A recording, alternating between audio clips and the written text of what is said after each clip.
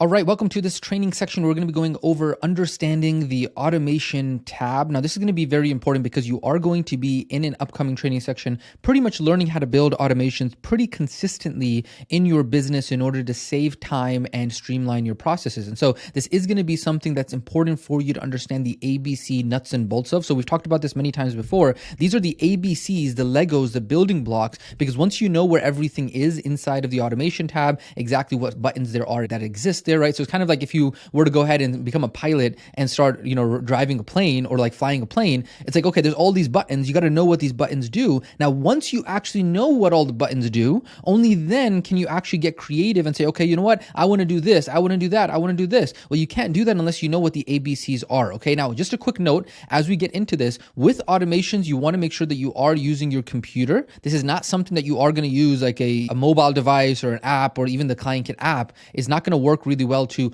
build automation. So this is all going to be something that you are looking at on your computer, through your computer or your laptop, and it's going to be very important for you to understand this. Okay, so let's go ahead and break down exactly what are all of the different buttons inside of the automation tab, what the workflow main screen looks like, as well as what the building a workflow process potentially may look like for you. Okay, so let's go ahead and start off and let's talk about the automation tab. So inside of your business platform ClientKit, there is going to be that automation tab right over there, right? So if you go ahead and on the left side, click on automation. Now, if it is collapsed, there is a little arrow icon here, right? So obviously in some cases, you might want to see this as collapsed. You might want to see this as expanded. That's completely up to you. Now, once you get over here, you probably don't have all of these different workflows, right? So this is different automations that have already been built out that we've been kind of playing around with is in this test account here. But I want to show you right now is in this main screen right over here. Let's go through what is going on over here. So at the top, you will notice that we are right now under workflows. Okay, so workflows are basically different types of automations. We'll talk about that in just a second. Then there is also content AI.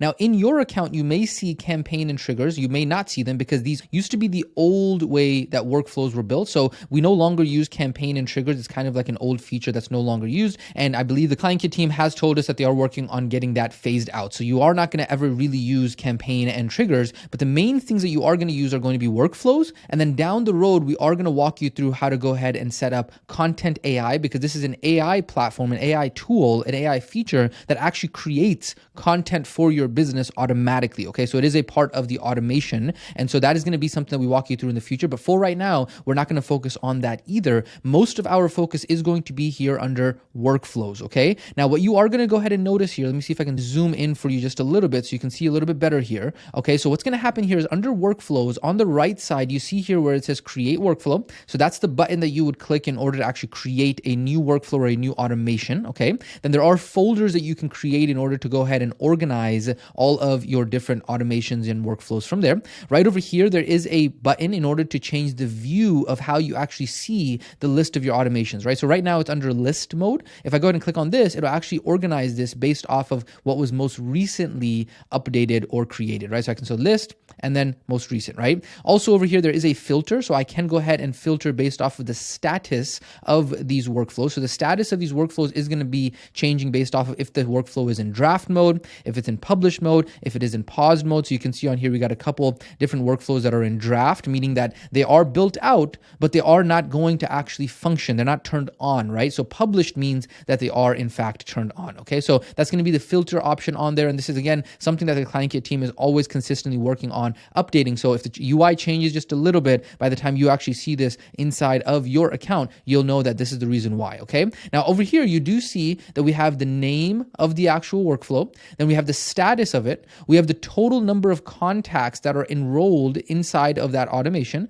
We have the total number of active enrollments, right? So for example, active means that they're currently still going through the automation. And then total means all of the people who have already completed the automation and those who are still currently in it, right? So that's the difference between these two columns right over here. We have last updated, meaning that when was the automation, the workflow last updated, and then you have created on. Finally, over here, you also have these three dots right here. So if you click on these three dots, you will see that this allows us to go in and click either edit workflow, open it in a new tab. So you'll see if I click on this, it does open that up in a new tab over there. Okay. And then over here, this is publish workflow, meaning that, hey, change this from being in draft to being in publish, versus if I click on the three dots for the published one, it does give me the option to actually put the workflow into draft. So if it's published, it'll be in draft. If it's in draft, it'll be published, right? And then after that, you have have moved to folders. So let's say, for example, you had a folder that you created over here, and let's just put this is or just put test folder right here, right? So test folder right here, and then I could go ahead and move this into the actual test folder if I actually wanted to, okay? So that's another option right there. Then we do also have duplicate the workflow. So if you're like, hey, you know what? I want to use this exact same workflow, but I want to duplicate it. That's how you would do it there. And then delete workflow would be here. Of course, you want to be very careful before you go ahead and do any of that. Now, this is going to be the main automation tab that we've gone ahead and walked you through right now. So that was this section here. Next up, I want to go ahead and walk you through the workflow main screen. So if I go ahead and now click on create a workflow, you'll see, and let me zoom out just a little bit here, you'll see that it says, hey, guess what? There's a whole bunch of templates that you can pick from, so that way you don't have to start from scratch when you are building out an automation, okay? So this is very cool. Not only are we going to be able to, through the partnership of ClientKit, be able to add to this down the road. Right now, I think we're still working on the logistics of how to be able to add workflow templates for you. However, ClientKit has already built out a bunch of templates, and then we are also going to actually be importing different automations inside of your account that are already built out for you as well, and we'll show you how to be able to get access to those later on, okay? So this is where all of the templates are going to be, but for right now, I just want to go ahead and walk you through starting from scratch. Now, I'm not going to spend a lot of time here because this is known as the actual workflow builder, okay? So building a workflow, I'm not going to spend too much time. I'm just going to go over some of the main buttons over here, because what's going to happen is that in an upcoming training section, we are going to walk you through step by step on building an example automation so you can see exactly what that looks like. But let me just go ahead and walk you through what we got here in terms of the main features, okay? So obviously this button here at the top left, this is going to take us back over to that workflows main screen. Over here, this is the pencil icon, and this top part here, it does allow me to go ahead and rename the workflow, right? So I can go ahead and name this whatever I would like to name it. So I can say test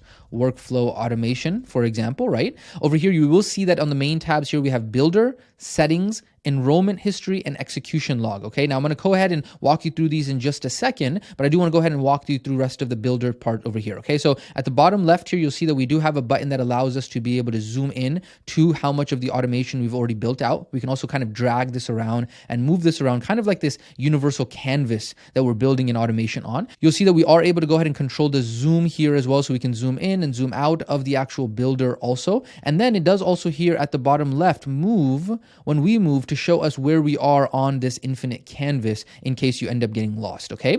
Over here at the top right, we do have if this workflow is actually in draft mode or publish mode, so we can turn it on or we can turn it off. We also do have the ability to test the workflow by putting a contact through this and test how it might actually look. And then we can actually save over here. So the saving is going to be something that you want to do pretty regularly, as well as we have the history of the actual workflow here as well. So if you ever made a change, you're like, uh-oh, I didn't mean to make that change, you can just click on this and see all of the different versions of that actual builder there. Now let's go ahead and actually talk about the how do you actually build an automation on here, okay? So what's going to happen is you'll see that there is a trigger, and then there's a plus button here to be able to add an action, okay? So let me go ahead and walk you through how this works. So we're going to add a trigger, and you'll see that there are many different types of triggers. Now, if you remember from the other training that we talked about, a trigger is the if condition that if this happens, then do the action, right? So this is the if part about it, right? So this is the trigger. And so what's going to happen is you can say, you know what, if, let's say, for example, you know, a form is submitted or a survey is submitted, or let's say, for example, a TikTok form is submitted, or let's say, for example, somebody watches a specific video,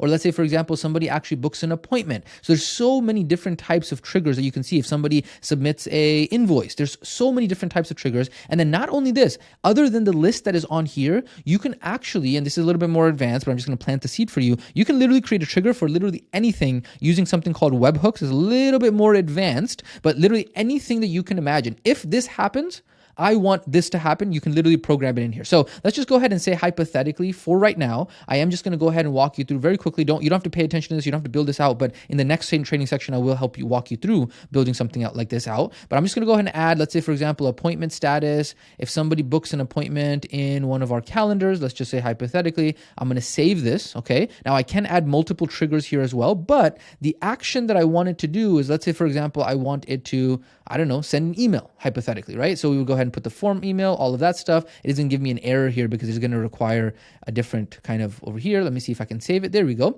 And then you'll see if I, boom, zoom out, I can also zoom in, zoom out over here. So that's pretty cool. And then this is now my little workflow automation. I can go ahead and add as many different actions as I want to be able to do this when this trigger is met. I can go and update a Google Sheet. I can go in and send a WhatsApp message. I can go in and, do a whole bunch of stuff. Instagram DM, Facebook Messenger, send a Slack message, send an SMS, so many different things. And you also have a bunch of different conditions that you can do on here. You can also hook this up to ChatGPT and add AI in order to be able to reply to different things as well. Really, really cool stuff on here. Change things on the appointment side as well. You can also go ahead and send them payments and invoices. You can add things to different marketing in terms of Facebook ads and Google ads and all of this stuff, course granting and communities. There's a whole bunch of stuff. And again, this is the value of having a business platform that is then merged with the system and the strategy that we are providing you inside of this community that is so powerful because of the fact that with the recommendations that we've provided you, it literally allows you not only the foundations for your business, but also how to be able to grow your business going forward. Okay, so that is one section. Again, we'll come back to this in the future and talk a little bit more about this. I do want to go ahead and talk about settings over here. So settings is going to be important because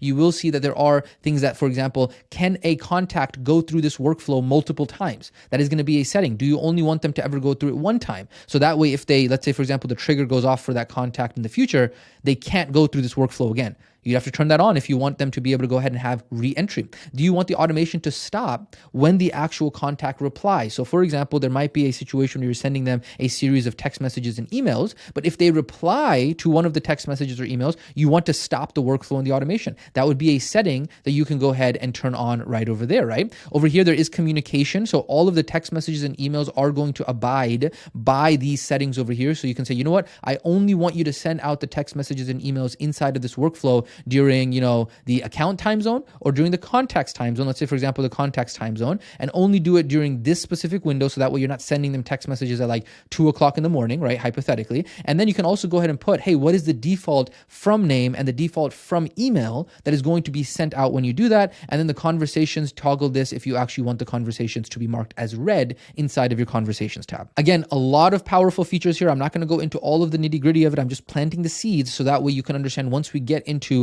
hey, this is all that is existing there, and you can learn more about how to be able to supercharge this for your business and really help you go out there and build the business that you're looking for, right? After that, we have enrollment history. This is going to be all of the people who have ever been inside of this workflow, and this automation is going to be a list of that. You can go ahead and filter based off of, hey, show me everybody who's been in this workflow in the last 30 days, in the last month, show me all of the different events, show me XYZ, all of that stuff here. And then execution logs, this is going to be all of the different activities for each of the contacts that was executed here. Okay, so again, these are just kind of reports, enrollment history and execution log. Whenever you're like, you know what, why didn't this automation go out? Or hey, you know what, why didn't this text message go out? Or you're just checking to see, hey, you know what, I want to check on a contact and what workflow automation they were in. These are two reports that are going to be extremely helpful for those two things. And of course, the save is going to be important here as well as you go through this entire process, saving and then deciding to add it into draft or publish as well. Beautiful. So having said that, again, I know this is extremely high level overview. We haven't gotten into the tactics. We're just planting the seeds here, but I did just want to go ahead and walk you through this. If I go ahead and show you this, let me show you a little bit more of an advanced one so you can see what I'm talking about here. If I go to edit workflow, you'll see, look at this. This is trigger right here. And then you can send them an SMS. After the SMS, you can tell the system to wait for, 1 minute, for example, then send them an email. And then you can tell them, hey, I want you to wait now 3 days before their appointment starts. And then 3 days before their appointment starts, I want you to send them this SMS, right? This text message, then wait again. Okay. Wait 2 days before. And then I want you to send them this email. Then I want you to wait 1 day before. And then I want you to go ahead and send this, text message 24 hours before their appointment, XYZ. So you can build a very, very elaborate workflows with the different if-else conditions and just really anything you think of automating in your business, you can go ahead and automate it. But again, this is just a high-level overview. We've gone ahead and walked you through what the automation tab and the workflow builder and what that all looks like right now, which is really, really powerful stuff for you. Now, is this everything that you are going to learn about the automation tab? Of course not. As you learn more, you are going to share in the community. As other community members learn more, they are going to share in the community. And that's how we as a community and us as a program all together are going to level up, is because all of us are going to be sharing, right? This is the reason why we keep saying this over and over and over again, is that this training that you are going through, this course that you're going through is going to be outdated updated relatively quickly because of the fact that things in business change pretty consistently. The only reason we even come back every once in a while to update this course is so that way new people who join the community can actually come up to date with what's going on in the community. But then after that, they need to go ahead and stay in tune with what's going on in the community, what people are posting, because you and amazing people like you are going to be posting their failures, their lessons, their questions, and that is what's going to level up the entire community as a whole. Okay, so what's next after this? We're not done yet. What we're now going to do is we're actually going to get a little bit more tactical, and I'm going to walk you through how to build your first workflow automation, so that way you can actually see, okay, hey, you know what? This is how it looks like. I'm going to go ahead and test it, and that's exactly what's going to allow you to then to build the skill of how to actually build workflow automations inside of your business and really help you make the impact, income, and freedom that you're looking for. So with that being said, ladies and gentlemen, this has been Understanding the Automation tab. We're not done yet. Like I said, we will catch you in the next training section.